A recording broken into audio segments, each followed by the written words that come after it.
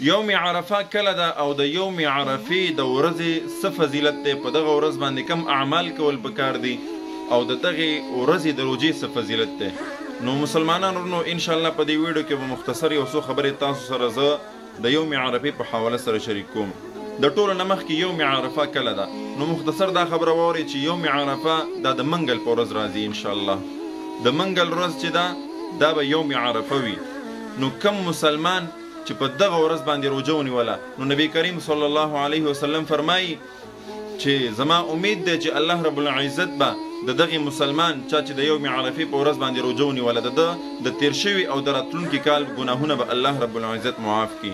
نو موږ او تاسو ته پکار دی چې د دغې ورځې د روژې اهتمام لازمي وکړو، خپلو کورونو کې مو وایو، زنانو ته مو وایو، خپل هم کوشش وکړو چې د دغې ورځې روژه ونیسو. دویمه خبره ده چې دا دومره د فضیلت والا ورځ ده، دومره عظمت والا ورځ ده چې الله رب العزت په دغه ورځ باندې د جهنمیانو د جهنم نه خلاصې کوي.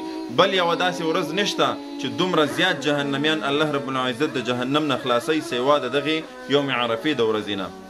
او دریمه خبره ده چې د یوم عرفې په ورځ باندې کم ذکر کول پکار دي. نو بهترین ذکر چې دی د یوم عرفې د ورځې هغه دا دی چې لا اله الا الله وحده لا شریک له له الملک وله الحمد وهو على كل شيء قدیر. دا بهترین ذکر دی. تقریبا چې دو اعمال دی، یو روژه ده او دویم دغه ذکر دی.